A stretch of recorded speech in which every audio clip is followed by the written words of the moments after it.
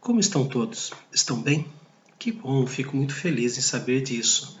Queridos, hoje eu tenho que tocar num assunto um tanto quanto desagradável. Porém, ele é rico. É um assunto desagradável porque é como se eu estivesse pisando no meu calo e no seu calo. Mas é bom porque daí eu vou descobrir que eu tenho calo e você vai descobrir que você também tem calo. E o calo não faz parte de uma vida saudável, não é verdade? Ele é consequência de algo que nós vamos fazendo, um sapato apertado, apertado, apertado, e no fim cria o calo. Né? É algo que é acrescentado a nós durante a nossa vida. Nós não nascemos assim. Esse calo que dói, mas precisa ser tirado, chama-se pecado. Pecado. Como é que nós temos confessado os nossos pecados? Sim, todos nós pecamos. Tá, mas vamos lá. Se caros o ouvinte não esteja acostumado com a linguagem religiosa sobre pecado, pecado quer dizer errar o alvo. Errar o alvo que Deus estabeleceu para nós. Deus nos ensinou a acertar o alvo, mas nós, pela nossa desobediência, tentamos acertar o alvo de maneiras diferentes daquelas que Deus nos ensinou. Quando eu falo sobre o pecado para crianças, eu faço a seguinte ilustração, e já fiz neste canal em alguma postagem anterior, que é como se eu fizesse uma bolinha de papel e jogasse dentro de um cesto de lixo. Aí eu pego e ensino uma pessoa, né, pegar a bolinha de papel, seguro na mão dela e vou fazendo o movimento e vai acertando a cesta do lixo. Então a pessoa que está sendo treinada, ela sabe como fazer. Daí eu tiro minha mão, né, e a pessoa começa do jeito que eu ensinei, acerta. Daí como ela acertou bastante, ela falou, quer ver, eu vou arriscar, sem um olho. Isso, e acertou. Agora, sem os dois olhos. Opa, ficou diferente. Bateu ao redor do cesto de lixo, mas caiu no lixo. Ah, ótimo. Agora eu vou fazer de costas. Errou. Isso se chama pecado. É deixar de cumprir aquela regra que nos faz acertar o alvo e fazer as nossas próprias regras. E aí, erramos. Todos nós pecamos. Não é porque Jesus entrou no meu coração, me convenceu do pecado, da morte, me deu a vida eterna, que eu deixei de pecar. Infelizmente, nós pecamos. O apóstolo Paulo diz que o mal que nós detestamos, ele habita em nós. O bem que queremos fazer, não fazemos, mas o mal que detestamos, esse fazemos. Eu vou ler esse texto para os irmãos, que está em Romanos, capítulo 7, carta de Paulo aos Romanos, capítulo 7, versículos 19 e 20. Romanos 7, 19 e 20. Se não faço o bem que prefiro, mas o mal que não quero, esse faço. Perdão, vou ler de novo. Porque não faço o bem que prefiro, mas o mal que não quero, esse faço. Mas se eu faço o que não quero, já não sou eu quem o faz, e sim o pecado que habita em mim. O pecado vive dentro de nós não como dono da casa, mas como uma formiga que entrou em casa escondida. Eu não crio formigas, mas basta colocar um bolo sobre a mesa que elas aparecem. Elas aparecem por quê? Porque já estão dentro de casa. Elas aparecem, assim é o pecado. Ele não é convidado para morar dentro de nós, mas ele vai e mora. É muito desagradável quando nós também estamos na cozinha e vemos baratas, ou quando aparece um rato. Quando nós percebemos, já aconteceu. E as traças que vivem no nosso guarda-roupa, acabando com as nossas roupas? Ninguém faz isso. Ninguém cria essas coisas, mas elas estão lá. Assim é o pecado. O dono do nosso coração, após a conversão, verdadeira conversão, é Deus, é o Espírito Santo. Mas o pecado, como clandestino, ele entra ali e acaba ficando escondidinho no canto. E quando nós vemos, puf, já pecamos. Como nós temos confessado os nossos pecados? João, na sua primeira carta, capítulo 1, versículo 9, até o capítulo 2, versículo 1, João, capítulo 1, do versículo 9 até o capítulo 2, versículo 1, diz assim: Se confessarmos os nossos pecados, Ele, Deus, Ele é fiel e justo para nos perdoar os pecados e nos purificar de toda injustiça. Se dissermos que não temos cometido pecado, fazemo-lo mentiroso, e a sua palavra não está em nós. Filhinhos meus, estas coisas vos escrevo para que não pequeis. Se todavia alguém pecar, temos advogado junto ao Pai, Jesus Cristo, o justo. Se nós pecamos, nós temos que confessar os nossos pecados. E aqui a promessa de que Ele é fiel e justo para nos perdoar os pecados e nos purificar de toda injustiça. Como você tem confessado os seus pecados? Como eu tenho confessado os meus pecados?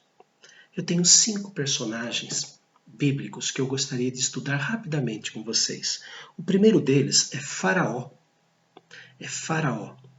Faraó é um típico ímpio, é a típica pessoa que sabe que está fazendo errado, confessa o seu pecado, mas tem ainda o coração endurecido.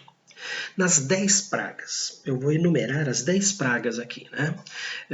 Os textos bíblicos estão no Êxodo, tá? Mas então, na primeira praga que Deus deu, ele não considerou que aquilo era pecado dele. Né? Na segunda praga, ele fala assim, roguem por mim. Opa! Roguem por mim para que esse mal não aconteça. Na terceira praga, ele não considerou. Na quarta praga, ele fala assim, orem por mim. Opa! Roguem por mim na segunda, orem por mim na terceira. Na quinta, não considerou que o que ele fez era pecado. Na sexta, não considerou. Na sétima praga, ele disse assim, desta vez pequei. Na oitava praga, ele disse, pequei. Na nona praga, ele disse, vão embora. Na 10ª praga, ele diz, abençoai-me. Entenderam?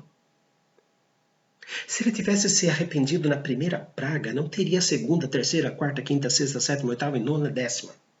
Se ele tivesse realmente arrependido na segunda praga, não teria a terceira, quarta, quinta, sexta, sétima, oitava, nona e 10ª.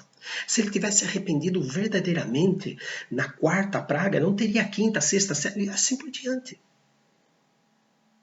Então mostra que ele só se arrepende quando o terror chega ali.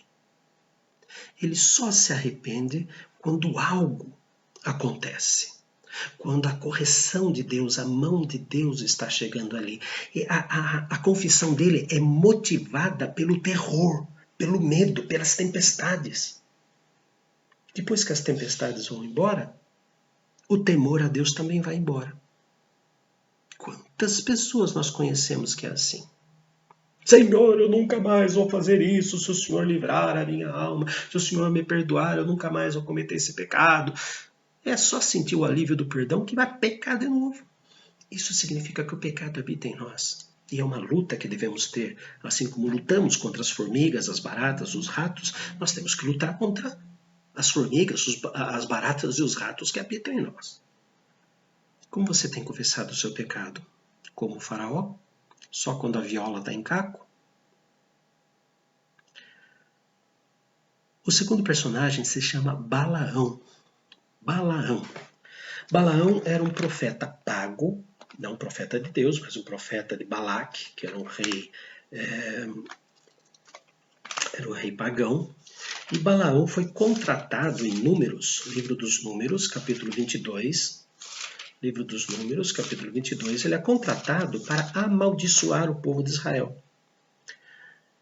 Tem aquele lance, né, do jumento falar com ele, né, que o anjo do Senhor apareceu lá e Deus fez o jumento mesmo falar com ele, um burro falar com ele, que ele estava errado, precisou disso, mas as 3 vezes que ele vai amaldiçoar o povo de Israel, ele acaba abençoando o povo. Se ele realmente tivesse se arrependido, quais seriam as atitudes de Balaão? Foi pago para amaldiçoar. Chega lá, constata que o povo é abençoado por Deus e acaba abençoando esse povo. Caiu a ficha de que aquele povo não era merecedor das maldições, e sim de uma bênção. O que ele faz? Mesmo sabendo que estava errado, tendo os olhos abertos para os seus erros, o que ele faz? Ele volta a morar no seu país, não se ajunta ao povo. Ele não fica junto, ele não entrega a sua vida e passa a ser um seguidor de Deus. Tanto é que em Números capítulo 31, versículo 8, ele é morto. Ele deveria, ao reconhecer os seus erros, caminhar com Deus, abandonar o seu pecado e caminhar com Deus. Mas não. São aquelas pessoas que sabem que Deus está certo, sabem que elas estão erradas, mas elas não querem saber de Deus. Confessam os seus pecados, mas não mudam o seu caráter. A terceira pessoa se chama Acã. Nós sabemos da história, né, que Josué sitiou, ficou ao redor de Jericó tantas vezes, depois Deus mandou que eles gritassem, batessem em vasos, quebrassem os vasos, tocassem as trombetas, e as muralhas caíram sozinhas. Deus havia dito que não era para pegar nada daquela cidade. Não era para entrar na cidade e roubar as coisas de lá. E Acã vai até lá e rouba uma capa e uma barra de ouro. Acã confessou seu pecado. Quando? Quando que Acã confessou seu pecado? Vamos lá. Livro de Josué, capítulo 7. Josué, capítulo 7. A partir do versículo 20.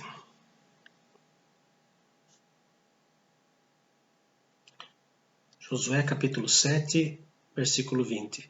Respondeu Acã a Josué e disse: verdadeiramente pequei contra o Senhor, Deus de Israel, e fiz assim e assim. Versículos 25 e 26. Disse Josué: por que nos conturbaste? O Senhor hoje te conturbará. E todo Israel o apedrejou, e depois de apedrejá-lo, queimou-os a fogo, e levantaram sobre ele um montão de pedras que permanece até o dia de hoje. Assim o Senhor apagou o furor da sua ira, pelo que aquele lugar se chamou Vale de Acor, até os dias de hoje. Pastor, aqui ele reconheceu o seu pecado. Ok, mas ele reconheceu o seu pecado quando? Quando nós vemos, a partir do versículo de número 10 do mesmo texto, Deus foi separando as terras, foi separando as tribos e falou: nesta tribo está o pecador. As tribos, cada uma era um descendente de Jacó, né? Dentro das tribos tinham os chefes, tinham as demais famílias que faziam parte daquele sobrenome. Daí ele foi e separou a tribo tal, nesta tribo, na família de fulano, nessa família fulano tem tantos filhos, foi na casa de Beltrano. Nossa, vou ler aqui. Versículo 16. Então Josué se levantou de madrugada e fez chegar a Israel segundo as suas tribos, e caiu a sorte sobre a tribo de Judá. Uau! Fazendo chegar a tribo de Judá, caiu sobre a família dos Zeraitas. Fazendo chegar a família dos Zeraitas, homem por homem, caiu em Zabdi. E fazendo chegar a sua casa, homem por homem, caiu sobre Acã, filho de Carmi, filho de Zabdi, filho de Zera, da tribo de Judá. Somente quando foi descoberto, quando Deus escancarou onde é que estava o pecado, é que daí ele pediu perdão. Ele não teve um pedido de perdão voluntário. Não. Depois que descobriram, na frente de todo mundo, foi você. Então me perdoa. Nós temos confessado nossos pecados igual Acã, igual Balaão, igual Faraó. Quarto personagem se chama Saul, o rei Saul. É a confissão de um pecador não sincero. Saul foi chamado para ser rei. Ele era conhecido de Deus e conhecia a Deus. Deus lhe deu então a incumbência de cuidar do seu povo escolhido. Mas quando chega no primeiro livro de Samuel, capítulo 15, primeiro livro de Samuel, capítulo 15, Deus diz que ele deveria lutar contra um povo e ganhar a batalha, ele não deveria deixar sobrar nada. Primeiro livro de Samuel, 15, versículo 24. Então disse Saul a Samuel: pequei, pois transgredi o mandamento do Senhor e as suas palavras, porque temi o povo e dei ouvidos à sua voz. Opa! Peraí. O que Deus falou para ele? Versículos 2 a 3. Assim diz o Senhor aos exércitos: castigarei a Amaleque pelo que fez a Israel, ter se oposto a Israel no caminho, quando este subia do Egito. Vai, pois, agora e fere Amaleque e destrói totalmente e tudo o que tiver, nada lhe poupes, porém matarás homem e mulher, meninos e crianças de peito, bois e ovelhas, camelos e jumentos. Versículos 7 a 9. Então feriu Saul os amalequitas, desde Avilá até chegar a Sur, que está defronte do Egito. Tomou vivo a Agag, rei dos amalequitas, porém a todo o povo destruiu ao fio de espada. E Saul e o povo pouparam a Agag e o melhor das ovelhas, dos bois, dos animais gordos e dos cordeiros, e o melhor que havia, e não os fizera destruir totalmente, porém toda coisa vil e desprezível destruíram. Depois que Samuel chegou para Saul e falou: você fez errado, Deus mandou destruir tudo e você guardou algumas coisas. Depois que Deus destrói, o que Saul fala? Foi o povo, fiquei com medo do povo. Jogou a culpa no povo. No capítulo 28 de primeiro livro de Samuel, nós vemos que ele ficava entre a adoração a Deus e a adoração às bruxas. Ele consultou lá uma médium. É aquele tipo de crente que vai atrás de espiritismo. Existe o espiritismo, espiritismo mesmo, né, que segue Allan Kardec, e existem uns evangélicos espíritas, sabe? Que tem todas as atitudes de espíritas. Traga aqui a camisa do seu marido, que eu vou fazer oração em cima da camisa do seu marido, e ele vai conseguir, será um homem mais fiel a você. Traga a carteira de trabalho do seu marido, que eu vou fazer oração em cima, pôr a mão na carteira do seu marido, ele vai arranjar emprego. Traga todas as suas contas, que eu vou orar, e vai milagrosamente aparecer dinheiro na sua conta. Bruxaria. Bruxaria. Bruxaria. Quem tem poder é Deus e não o homem. Quem tem poder é Deus. E Saul, ele ficava entre a adoração a Deus e a adoração às bruxas. Mas confessou seu pecado de que forma? Sem sinceridade. Totalmente hipócrita. Mas eu quero falar do último, que está em Lucas capítulo 15. Isso mesmo, Lucas capítulo 15 é a história do filho pródigo.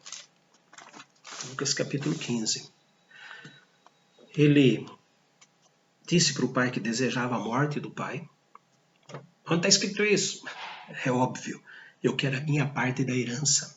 Se o pai ia dividir a herança, aliás, se a herança seria dividida depois da morte do pai, O que o filho mais novo disse é: para mim você está morto, eu quero a minha parte da herança. Não só o dinheiro, mas a reputação, o amor por você, o carinho por você acabou. Eu quero a minha parte da herança. Para mim acabou a família.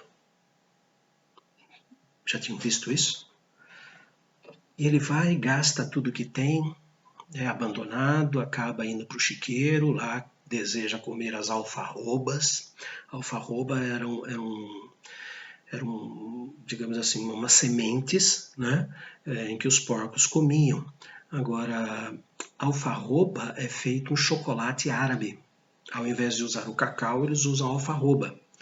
É gostoso, mas tem menos calorias que o chocolate feito do cacau. Então, meu Deus, os ímpios davam chocolate para os porcos, mas não davam para ele. Como ele caiu em desgraça. E ali ele teve um arrependimento e disse assim: pequei contra os céus e diante de ti já não sou digno de ser chamado teu filho.